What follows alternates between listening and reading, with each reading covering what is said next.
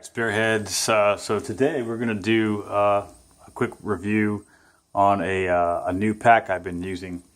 Everybody knows I've been using that Condor Elite pack for a while now. But I wanted to try something new. I mean, I've been a real big fan of tactical packs for a while.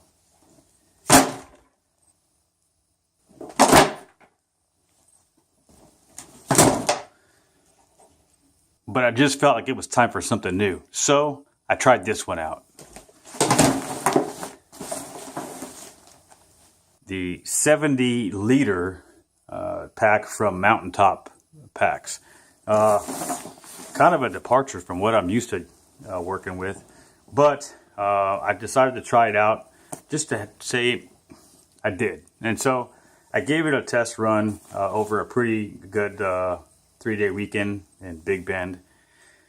And I gotta say, brass tacks, it was worth every single penny of the $58, $60 I paid for it. Can't really complain. The only thing I had against this pack maybe was a little bit of the comfortability issues. But other than that, it seems like a pretty solid pack for about $68, $70. So let me give you a quick rundown about this pack. First of all, quick yes or no. Would I buy it again? Yes, I would. Again, for the $68, $70 I paid for it, it's a good buy. Comfortability wise, well, give you a quick showdown here on the goods and the pros and the cons about this pack. So on the upside, the pack has some decent mesh padding on it. On the downside, it doesn't have enough in the lower lumbar area. So what that effectively did was it forced the shoulders up here to take more of the load than the lower back did down here. What that did is it kind of forced the strap to kind of dig into my armpits a little bit. Now, it wasn't too bad. Didn't cause pain per se, but it just wasn't as comfortable as one of those higher end packs, like say a $300 Osprey, which by the way, there was a guy on the trails that I was with that had a $300 Osprey, and I tried his pack on after rucking mine for a day and a half. Instantly noticed a difference to the point where I was kind of sad to put this one back on. But again, that's a $300 Osprey.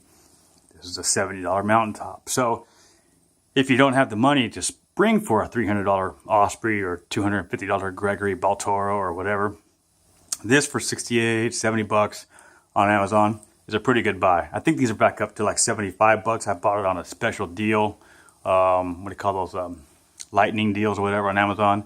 So I think I got it for even less than that. But in any case, pretty solid pack. It's actually made really well. None of the stitchings that I had that are on the pack came undone or frayed or anything during the trip. I wasn't particularly nice to the pack. I didn't baby it either. But I treated it just like I would any other pack. And so it actually performed really well. Again, the only kind of issue I had with it was comfort-wise was that shoulder strap armpit area kind of thing.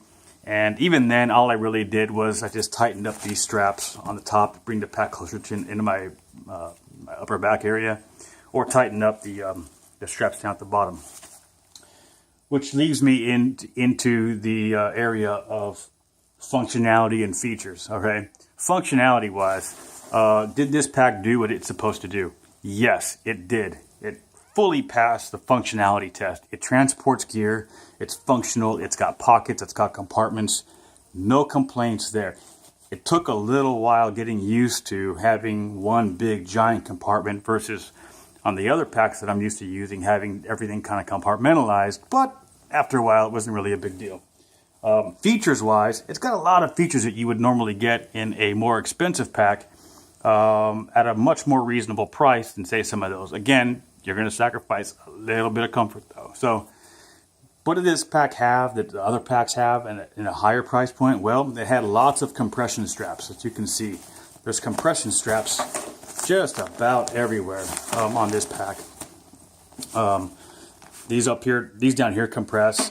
So that was one thing. It had holders for your pole, so you strap your hiking pole here, stick the bottom of the pole down there. Matter of fact, let me show you. With the pack, or with the poles, all you did is you stick your bottom of your pole there, and then you just kind of strapped it in with this little strap system, like so, and then you just tighten it up with that, and your poles are locked into place. Pretty simple, very easy, very convenient, not too bad.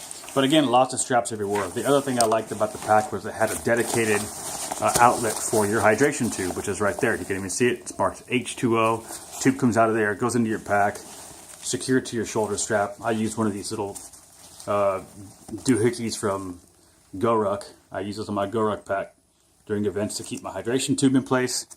And it just straps in my tube, and when I want to release it or move it, I just undo it like so. Really convenient, and only a few dollars. I think those are on GoRuck.com. The other thing, features-wise, the pack had was it had a rain fly on the bottom, right there. So if I did come across some inclement weather, all I had to do was unzip that, pull the rain fly out, and throw it over the bag. Done and done.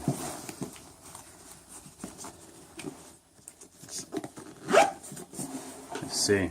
Has a large storage compartment down here, actually big enough to store my sleeping bag, which is what I keep in here. As you can see, the zipper is a little bit cumbersome to use, but not too bad. I can keep my balaclava in here, my sleeping bag, shimmack for some rain and wind blocking. And I'll show you how kind of cumbersome it is to zip up a little bit. You got to kind of tuck that in first, and then kind of mess with this and pull it around. So not as fast as some other packs I'm used to dealing with, because those packs are made for being quote-unquote tactical and high speed and whatnot. This pack is made for long distance hiking and through country backpacking, through hiking basically. So, but I really did like all the compression straps that were offered on this pack. Really made things easy to tighten up and secure, and to lock down. The other bonus is that I liked about the pack was it's got one pocket right up here that's pretty sizable actually, and another pocket right, or actually that's not a pocket, it's a access port into the main pack. So when you wanted to get something out but you didn't want to undo the whole thing up top, you just unzip this one and you can grab, like say, your food if you wanted to. On the other side, it's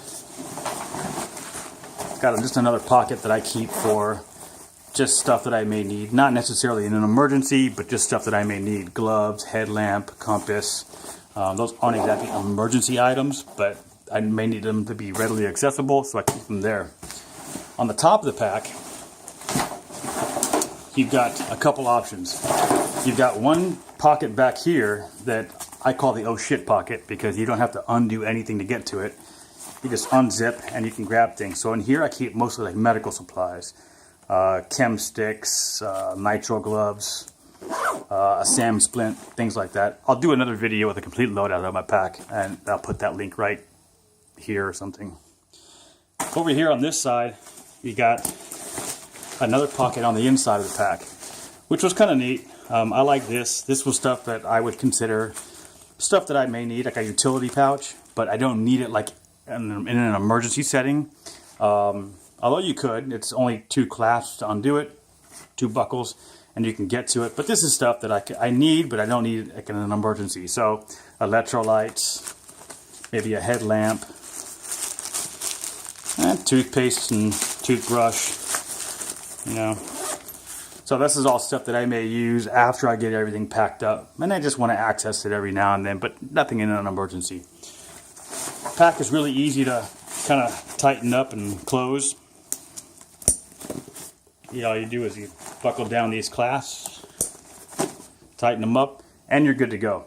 So basically, how I feel about this pack on a return on investment point of view, excellent. 68, 70 bucks seems like a really fair price for a pack like this. The return on weight, I'd say pretty good as well too.